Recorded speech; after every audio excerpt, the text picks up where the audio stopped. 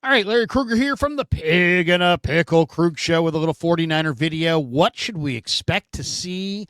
What should we be watching for during OTAs this week and next week in Santa Clara? We'll talk about that coming up next. First, we're brought to you by Pig and a Pickle, the best barbecue in all of Northern California. Check them out. They're in Emeryville. They're in Corte Madera. They're open 7 days a week. Go say hi to Damon and Mary. Get some brisket chili. Tell them the Krug sent you. And this video is brought to you by our friends at Mancini Sleep World. Their huge Memorial Day sale is live. That's right. Now through June the 9th, you can save up to $1,200 on select adjustable mattress sets. Plus, they're throwing in an extra 10% off with your promo code Krug10 if you're a Krug Show fan. Of course, Mancini's is awesome. They offer a best price guarantee, a 365-night comfort guarantee, and free next-day delivery. So if you've been thinking about upgrading your bed, now's the time. Just make sure you jump on it before June the 9th, and make sure you use our code KRUG10 at checkout. You'll save an additional 10% on your purchase. KRUG10, K-R-U-E-G 10 at checkout at any of Mancini's locations or online at sleepworld.com.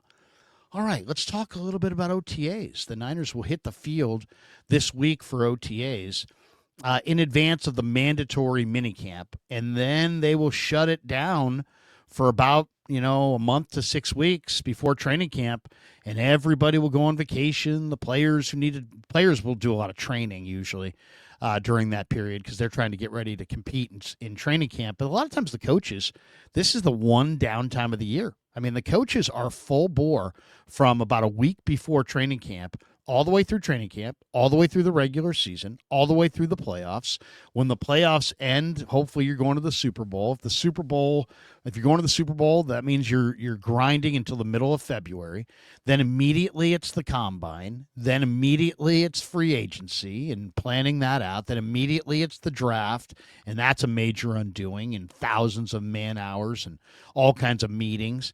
And then you've got the mini camps to figure out and the OTAs to kind of get you going towards training camp. And then they shut it down. So literally, if you're a football coach, like, you love June because June is the only time you get a chance to just get away. I mean, truly get away. So I think what we're going to see, there's going to be several things that I'm going to be on the lookout for at OTAs. But one of them is, this is the end of a long, arduous grind for these coaches. These guys have been grinding and grinding and grinding literally for 11 months. And this is the first opportunity to kind of shut it down at the end of this. So you're going to see some coaches that, man, are probably pretty tired, pretty eager to get some family time, pretty eager to get some wife and kid time, pretty eager to get away from the facility. Guys who have we all think we work hard, but NFL coaches work harder, and they typically work longer and harder hours than any of us do for the most part. I don't even care if you're some big-time lawyer or surgeon or somebody, then you're working, 70-hour weeks. These guys work longer. These guys work 100-hour weeks, and they do it all year for the most part. So that's one thing. The coaches, trying to get their program, get these players, in line with what their plans are for the summer, get them prepped for camp, get them in the right mindset to train in that final month going into camp, and just kind of inspire them and get the momentum going towards the season. So that's what you see from your coaching staff. I'm eager to see how Kyle Shanahan sounds. I felt like last year during OTAs, that was our first indication that Shanahan and Lynch were not up to it. I mean, they were just gassed. They just both sounded really, really exhausted at the beginning. I mean, we're talking about this is a marathon, and these guys sounded exhausted at the beginning. They really did. The Niners as a franchise appeared to be exhausted last summer when they canceled their dual practices with the Saints because of injuries. They just had too many injuries. It's like, it's not worth it. It's not worth it to get more guys injured. Well, what about preparing for the season? What about trying to prepare to have a great year? Well, if anything, it was a harbinger of what was to come. So I'm looking for renewed energy and enthusiasm from Kyle Shanahan. And this is not like, oh, just like a little, oh, Krug's little point. No, this is essential. The enthusiasm and the energy and of the head coach transfers down to the assistants and transfers down to the players. If your head coach has no energy and no life and no juice in June, that's bad. That's bad because he supposedly had all kinds of time in the offseason to recharge his batteries. And that's what the Niners did not have last year. So I'm looking for, first and foremost, a much more energetic, lively, enthusiastic, high energy Kyle Shanahan to lead this team with energy and focus and intensity, and not what we saw last year of just exhaustion. And like every press conference, it was like, all right, go ahead, guys. It's like seemed like he was worn down by the season, and we hadn't even gotten to training camp. So to me, that's a major one. That's the first one. What's the energy and enthusiasm level of Kyle Shanahan? So that's number one. To me, that's in some ways the most important part of these OTAs. I know that sounds crazy, but that's how I feel. Then the second thing is, what's up with Trent Williams? I mean, we keep hearing Trent Williams hasn't. Is he playing? We've been told he's playing, but we haven't seen him out there. He's vitally important. He's the most important player on the team this year. They don't have a good backup.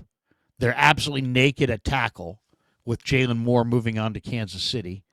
They need Trent Williams to not just play. They need him to play the entire season and stay healthy and play well. So I'll feel a whole lot better about the 49ers when I see Trent Williams on the field looking good, and then we talk to him afterwards and he's feeling good. So that's a major OTA. So Shanahan's number one. Trent Williams is number two. Then, I kind of want to see, do the Niners have some juice at any of their weapons? I mean, you lost Ayuk, and you're not getting him back probably till November. You jettison Debo, and so your weapons, McCaffrey and Kittle and those guys, Jennings, they're all a year older. Do you have some juice among these weapons? Does CMC look like he's got the juice back? He had the PCL injury, he had the dual Achilles deal. Does Garendo provide juice? Does Jordan James or Corey Kiner give you some additional juice? Does Izzy Abanaconda, who runs in the 4.3s at 220 pounds, does he provide some juice? Where does the offensive juice come from? Because they were slow and unexplosive last year across the board. Their weapons didn't look like much, and they look slow. What does George Kittle look like? What does Mason Pline look like? They redshirted Pline. I really think he's a good receiving tight end. What does he look like? Is Ricky Pearsall going to take that next step? Is Jordan Watkins going to be the rare rookie that's ready to play? Is Jacob Cowing a bust, or is Jacob Cowing just needed 1 year to kind of get used to the speed and the strength and the size and everything that comes with being an NFL receiver? I don't know. Is Junior Bergen, going to make an impact? Is Isaiah Nayer, who's just one of the craziest athletes, is he going to be an impactful guy? To me, it's like your weapons lack juice. And do you have some juice? Do your weapons have juice? So how much has Ricky Pearsall improved? That's a big one. How much has Jacob Cowing improved? How much have their young weapons, Isaac Garendo, how much has he improved? You signed some of these guys late last year, guys like Abanaconda and Isaiah Hodgins. These guys should know the offense by now. What does that look like? Can they contribute? Can they make the team? Are they players? Or are they just roster filler destined to be cut in late August? So, to me, Kyle Shanahan, his energy is number one. Trent Williams, I got to see him. He means that much. The weapons, I got to see who's explosive. Do you have any juice on your weapons, or do you need more? I was suggesting go get Malachi Corley. Other people are saying Amari Cooper. Some people are saying Gabe Davis. Do you have enough weaponry, and are they explosive enough, or do you need more juice among your weapons? Offensive line. I mean, how good is this offensive line? Who's the starter at left guard? You kissed off Aaron Banks and let him go to Green Bay. Who's the starter? Is it Ben Barch? Is it Connor Colby? Is it Drew Moss? Is it a veteran? Is it a rookie? There's probably about 10 different guys that potentially could be in the running for that spot. Who starts at left guard? Who lines up with the ones when this team lines up as a team? I'm really eager to see that. I'm also really eager to see the safety position for the 49ers. I mean, you have Malik Mustafa. He's a great player. I think he's one of the best players the Niners have added in recent years, but he's hurt. And Jair Brown's coming off a disappointing year. And the second-team safeties weren't here last year. Richie Grant, Jason Pinnock. Your third-team safeties are Marquise Siegel, Jalen Mahoney, year 2, George Odom. I mean, you got some numbers there, right? You got 7 different guys who can play the position, but Mustafa's one of them, and he's hurt. I want to see what exactly Richie Grant looks like. I liked Richie Grant at Appalachian State. He was a second-round pick. A lot of people suggested when the Niners signed him this offseason that he's a special teamer. I don't think he is. I think he's a guy who can play from scrimmage. So does Richie Grant beat out Jair Brown for the starting spot at strong safety? Or do they both wind up starting and one's at free and one's at strong? Or does Pinnock get in there? Or does Siegel show that he's got the juice and got the speed and the coverage ability? So I think that's going to be a major, major spot to check out this summer, is who starts at safety and what does it look like? And then I'm always looking for year 1 to year 2.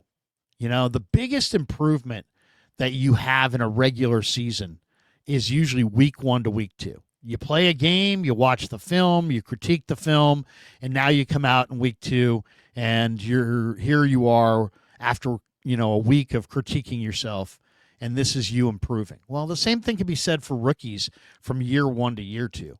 We always want the rookies to play well. Oh, what does Mykel Williams look like? Oh, is Upton Stout going to start? Oh, C.J. West, Alfred Collins, Nick Martin. And all these guys could start potentially on the defense. So I'll be looking at the rookies extensively. But the guys who you really need to look at are the second-year players, because the second-year players now know the offense, know the defense, know the scheme they're in, have had an off season to work on their body. They know their weaknesses. They know their strengths. So it's those guys that I'm really looking for. That's Ricky Pearsall. That's Mason Pline. That's Drake Nugent. That's Dom Pooney. That's Tanner Mordecai. That's Isaac Garendo. These guys, I think, are the guys to make a significant step up. That's Evan Anderson on defense. That could be a Tatum Bethune on defense. That could be a Darrell Luter, who's not a second-year player, but he's had enough injuries where it's almost like he's the equivalent of a second-year player. But it's those second-year players. Who steps up in that second year? And then there's always guys that are just like beneath the radar. I'll give you one. I really think Teron Jackson is a good player. I loved him at Coastal Carolina. And he got drafted by the Eagles, and he just didn't fit there. He went to Carolina, didn't necessarily work out. This guy's 260 pounds and athletic and can rush the passer. I think he's going to give Sam Aquinu and Yatir Gross-Matos and Robert Beal and Jonathan Garvin a huge run for their money roster spot-wise. So I'm going to be looking for the guys coming out of nowhere, the Teron Jacksons of the world. I'm going to be looking for the second-year players, the sophomores, to see what they've got. I'm definitely going to be looking for the rookies to see how what rookies might be able to contribute. Renardo Green, another guy in that second year that I think is going to improve significantly and could really step up. And then I think the last thing that I'm really looking for is I'm looking for quarterback development. Quarterback development. How improved is Brock Purdy? Kubiak told us, hey, Brock wants to be coached hard. Brock wants us to point out all of his flaws. Brock wants to really try to improve. I'm eager to see, what does Brock look like? Is he improved? What does Mac Jones look like in this offense? Does Mac Jones look like a guy who can start? Or does Mac Jones look like a guy who's, shouldn't have been drafted in the first round a couple years ago, and that was a mistake? Curtis Rourke, does Rourke get on the field? A lot of people with the Niners are very excited about what Rourke brings to the table. What does he look like in this offense? And then the guy that I really want to see is Tanner Mordecai, who might have the best arm strength and foot speed of all the Niner quarterbacks. And now he also knows the offense. Last year he was at a competitive disadvantage, didn't know the offense. This year he does know the offense and he knows the weapons, and he should be worlds better. Does Tanner Mordecai, look worlds better? And if he does that mean that he's QB2 in front of Mac Jones? Does that mean he's QB2 in front of Curtis Rourke? We know Mac Jones was brought in to be QB2, but if Mordecai outplays him, I think Mordecai's going to get that job. So there you go. Some of the things I'm looking forward to watching at minicamp and at OTAs, I should say, this week. Mandatory minicamp follows, and then training camp is about a month, that month behind that in the middle of July. Hope you enjoyed the video. Thanks to Pig and a Pickle for being the title sponsor of the Krug Show. Thanks to Mancini's Sleep World for sponsoring this video. And thanks to all of you for supporting the Krug Show on YouTube.